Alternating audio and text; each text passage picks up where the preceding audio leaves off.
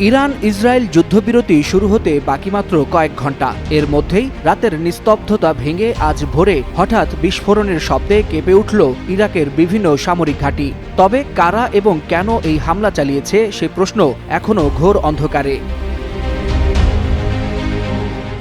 Series হামলার শিকার হয়েছে ইরাকের একাধিক সামরিক ঘাঁটি। দেশটির ধিকার প্রদেশের ইমাম আলী ঘাঁটি ছিল সেই আঘাতের প্রথম লক্ষ্য। সূর্য ওঠার আগেই আঘাত হানা হয় সেখানকার একটি রাডার সিস্টেমে।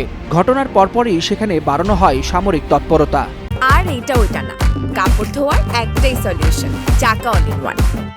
এছাড়াও ইরাকের সালাউদ্দিন প্রদেশের বালাদ ঘাটির আকাশেও শোনা যায় বিস্ফোরণের প্রতিধ্বনি। পরপর দুটি বিস্ফোরণ যেন কাঁপিয়ে দেয় ভোরের অন্ধকারে আচ্ছন্ন আকাশ।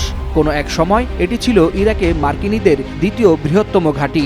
আজ যেন ফের ভয়াবহ ইতিহাসের ছায়া পড়েছে এখানে।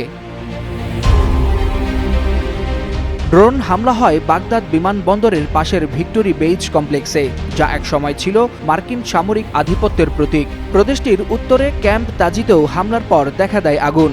সাময়িকভাবে নিয়ন্ত্রণে এলেও আতঙ্ক থেকে যায় আগুনের চেয়েও বেশি।